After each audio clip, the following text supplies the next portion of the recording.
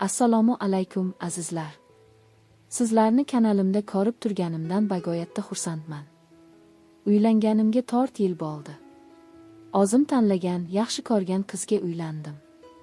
To'g'risi, to'ydan oldin bo'lajak xotinimning ko'nglini olish uchun rosa ham jon kuydirishimga to'g'ri kelgan. Sovga salomlaru, ko'chaning boshida uni yo'lini poylashlaru, xullas, rosa ham xunobimni chiqargandi. Endi u tufayli uni orqasidan yuradigan bolalar bilan mushtlashlarni-ku aytmasam ham bo'laveradi. Xotinim oilasida 3 farzand bo'lishib, u eng kattasi. Undan keyin 3-sinfga boradigan ukasi va 6 yoshli bir singlisi bor. Baxtga qarshi dadasi boshqa oilasi bilan turadi. Bilishimcha, qaynonam bundan 3 yil oldin erini boshqa xotin olganidan xabardor bo'lgach, buni kechira olmay, qattiq turib olib ajrashgan ekan. O'shanda kenja qizi tugilgach, qizining sog'ligida muammo chiqib, shu 2 yil faqat kasal chaqalogini dardi bilan bo'lganida, eri ikkinchi xotinga uylangan ekan. To'g'risi, qaynotamning bu qilmishiga men haligacha hayron qolaman. Chunki qaynonam hech ham o'zining yoshiga mos ko'rinmaydi. Birinchi marta ko'rganimda u kishini xotinimning o'zidan 2-3 yosh katta opachasi bo'lsa kerak deb o'ylagan edim. Haqiqatni bilgach esa hayratdan yoqa ushlaganman. Noqulay bo'lsa-da aytay, chunki qaynonam xotinimdan ham chiroyliroq edi. Uni qarashlari desammi, o'zini tutib, bosib holda chertib gapirishlari desammi, uning nimasidir odamni bir oz uning qarshisida tortinib, oylanib gapirishga majbur qiladi. O'zi ko'rinishidan farzandi bor ayolga ham o'xshamaydi. Shundoq ayoldan voz kechgan qaynotamga bir umr men tushunmay o'tsam kerak. Gapimni davom ettirsam. Xullas, toyim o'tganidan so'ng 5 oydan keyin ayolimni top qochdi. Sal narsaga sillasi qurib, boshi aylanadigan bo'lib qolgandi. Shifokor ko'rigidan o'tkazib, uning homilador ekanligini bildik. Uyda shodiyona bo'lib ketdi o'sha kuni. Vaqt o'tib, xotinim ogil tugdi. O'sha kuni men dunyodagi eng baxtiyor ota edim nazarimda. Lekin homiladorlik jarayonida ayolimni ko'p bora top qochdi. Ayniqsa bolani tugishda ayolingizning jonini bir olimdan asrab qoldik deb shifokorlar bizlarni tamoman qo'rquvdan gandiraklatib qo'yishdi. Xotinim va o'g'limni uyga olib kelgach, ularni boshimda ko'targudek avayladim. Xudoga shukr, o'g'lim pahlavondek miqtiqini bo'lib o'sdi. U 2 yoshga kirgacha esa xotinim yana bir bor menga quvonchli bir xabarni yetkazdi. Men yaqinda yana ota bo'lar ekanman. Bu xabardan boshim ko'kka yetgandi. Ammo xotinim bir oz tashvishli qiyofada ko'rinardi. Keyin bilsam, u birinchi homiladorlik vaqtidagi yuz bergan ko'ngilsizliklar yana qaytarilishdan cho'chiyotgan ekan. Uni tinchlantirib, unga dalda berishga qanchalik urinmay, to'g'risi, o'zim ham bu haqida o'ylaganim sari vahimaga tushaverardim. Sababi o'shanda xotinim tugruq mahalliy bir olimdan qolgandi. Ayniqsa qaynonam rosa ham tipirchilab qolgandi. Bizlarnikiga mehmon bo'lib kelib, qiziga yaxshi bir ginekolog vrach topganini ma'lum qildi. Xotinim homiladorlik jarayonida o'sha vrachning ko'rigidan o'tib turadigan, tugruq mahalliy esa o'sha vrach o'zi ishtirok etadigan bo'ldi. Bizlar qarshilik qilmadik, onada baribir. Bizlar bir kuysak, ona 100 chandon ortiqroq kuynadi deb to'g'ri tushundik. Ammo u vrachning ishxonasi bizlarning uyimizdan anchagina uzoqda edi, qaynonamning uyiga yaqin edi.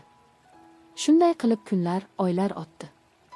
Homiladorlik 5 oylik bo'lganida ginekolog xotinimga jinsiy aloqani tamoman taqiqlabdi. Buning ustiga oxirgi oyda esa har ehtimolga qarshi butunlay shifoxonaga yotqizishdi. Men har kuni boshchining mokisdek bir ishga, bir shifoxonaga qatnaydigan bo'lgandim.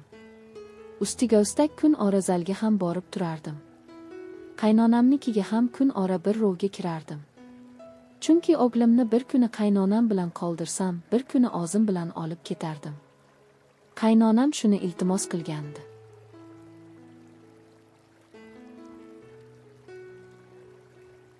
Bir kuni ishdan mahallimda qaynonam qo'ng'iroq qilib qoldi. Yangi servant olgan ekan. Shuni kelib terib, o'rnatib berib keting deb iltimos qilib qoldi.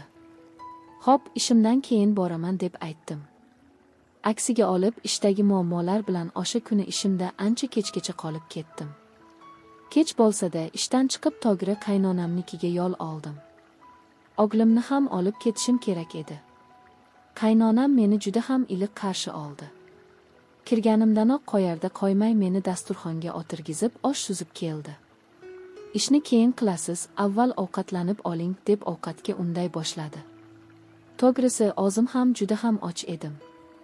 Kuni bo'yi ishdagi muammolar bilan ovqatlanishga ham vaqt bo'lmagandi. Ishtaha bilan qaynonam qilgan ovqatni paqqos tushirar ekanman. Qaynonam issiq choy damlab qarshimga kelib o'tirdi. Bolalar allaqachon uxlab qolishgan ekan. Ikkalamiz yolg'iz qolganimizdan qaynonamdan bir oz tortinib qo'limni sochiqqa artdim. Holatimni payqadi shekilli. Qaynonam kulib, "Shavkatjon, bu nima qilganingiz? Qani, oshdan oling, sovib qolmasin" deb ovqatga unday boshladi va keyin choy quyib uzatdi. Shundagina qaynonamning yoqasi ochiqroq ko'ylak kiyganiga e'tibor qildim. O'zim ham naq qulogimgacha qizarganimni payqadim. Mening holatimni his qildi shekilli. Qaynonam kulimsiraganicha u yoq bu yoqdan gapirib, oradagi vaziyatni yumshatishga harakat qilardi. Bir mahal menga qarata, aytganday, "Shavkatjon, ozroq stresslaringizni chiqarasizmi?" deya kulimsiraganicha, "Men hozir" deya o'rnidan turib oshxonaga o'tib ketdi. Sal o'tmay bir shisha konyak va bokalni ko'tarib kelib oldimga qo'ydi va "Men hozir bolalardan bir xabar olay, siz olib o'tiring" degancha xonadan chiqib ketdi. Oxirgi marta qachon ichganimni ham eslolmayman. Dukkillab urayotgan yuragimni shu konyak bosishini o'yladimu, konyakni quyib bir ko'tarishda ichib yubordim. Shunda saharoda bir necha kun suvsiz qolib ketgan tashna odam suv topib ichib, tanasi rohatlangandek his qildim o'zimni. Yana ikkinchi marta quyib bokalni bir zal bilan ko'tardim.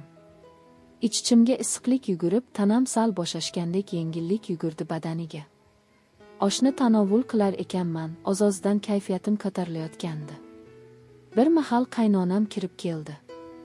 "Zerikmay o'tiribsizmi?" deya ro'paramga kulib o'tirarkan, dimogimga shirin bo'y urildi. "Keling, choy beray sizga" deya egilib, o'zi piyolamni olar ekan, ko'zim yana uning egilganida yarim ochilgan ko'ksiga tushdi.